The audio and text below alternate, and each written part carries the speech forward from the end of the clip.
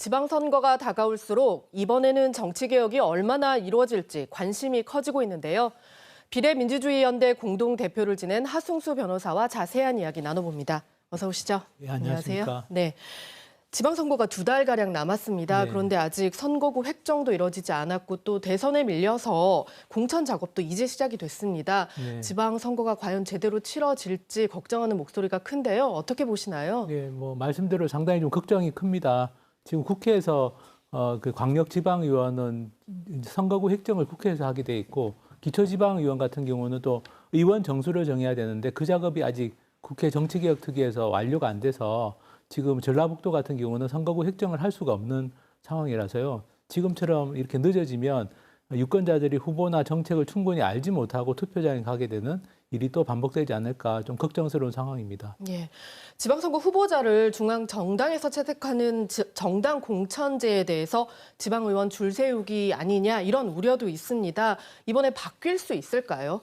정당 공천제 자체는 유지가 될 겁니다. 그렇지만 이제 외국의 사례를 보면 전국 정당만이 아니라 가령 전주 같으면 전주 시민당 이렇게 전주 시민들이 지역 정당을 만들어서 지방선거에 참여를 합니다. 그리고 전국 정당도 우리나라처럼 거대 양당 중심이 아니라 다양한 정당들이 지방선거에 후보를 내기 때문에 그런 정당 공천의 영향력이 절대적이지 않은데요.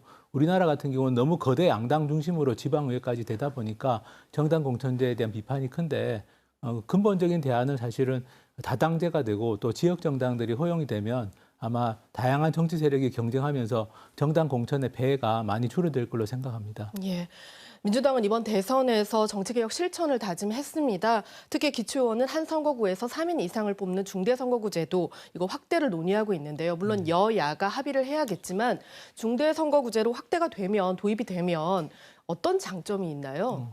지금처럼 이제 이 2인 선거구 같은 경우는 거대 양당이 한 개씩 나눠 가지거나 아니면 두 의석을 전부 다 한 정당이 가져가거나 이런 게 전국적인 현상입니다. 그래서 아마 이제 3인 선거구 3인 이상을 뽑게 되면 기초지방의회 같은 경우 시군구 의회 같은 경우 3인 이상을 뽑게 되면 그래도 좀 새로운 정치 세력이 한 자리 정도는 들어갈 수 있지 않겠나. 그래서 이제 지금 3인 이상 선거구로 바꾸는 게 논의되고 있는데 그래도 어느 정도는 긍정적인 효과가 있을 걸로 생각합니다. 지금 전라북도 같은 경우도 기초지방의회가 절반 이상이 2인 선거구라서 사실상 거대 정당의 공천을 안 받으면 지방의회에 들어갈 수가 없는 구조인데 그래도 3인, 4인, 5인이 되면 그래도 좀 다양한 정치 세력이 들어갈 수 있을 걸로 기대가 됩니다. 예. 호남과 영남은 수십 년 동안 특정 정당이 의회와 행정 권력을 좀 독점하면서 폐해가 적지 않았습니다. 비례대표제가 있긴 했지만 좀 한계가 있었는데요. 어떻게 좀 이 부분을 개선해야 될까요? 지금 비례대표 의석이 전체 의석의 10% 정도밖에 안 되기 때문에 사실 큰 의미가 없다라고들 비판을 받고 있습니다. 근본적인 대안은 사실은 외국에서 독일이나 유럽의 여러 나라들이 하고 있는 완전한 비례대표제로 가는 것인데 지방의회도 그게 당장은 좀 어렵기 때문에 이번에는 일단 3인 이상 선거구제라도 반드시 법으로 되고 만약 국회에서 법이 통과가 안 된다면 전라북도 조례로라도 할 수가 있습니다. 이번에는 좀 3인 이상 선거구제로 해서 다당제의 물꼬를 좀 트는 거라도 이번에는 좀 됐으면 하는 바람입니다. 예, 이번 지방선거를 앞두고 정치개혁 요구가 어느 때보다 높습니다. 결과는 물론 장담할 수 없는데요. 왜 지금 다시 정치개혁을 논의해야 되는지 한번 짚어주시죠. 네. 지금 올해도 이제 우리나라가 세계 행복도 순위에서 지금 59위로 나왔습니다. 경제 수준에 비해서는 굉장히 행복하지 못한 나라로 평가를 받는데요.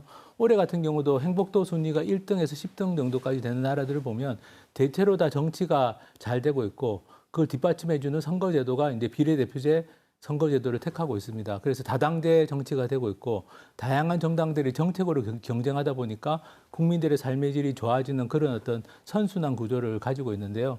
우리나라 국민들의 어떤 삶의 질이나 행복을 위해서 저는 좀 정치가 개혁돼야 되고 그러려면 특히 이번에 선거제도 개혁이 반드시 좀 이루어졌으면 좋겠다는 바람을 가지고 옵니다. 네, 그 바람 이번에는 좀 이루어졌으면 좋겠습니다. 오늘 말씀 고맙습니다. 네, 감사합니다.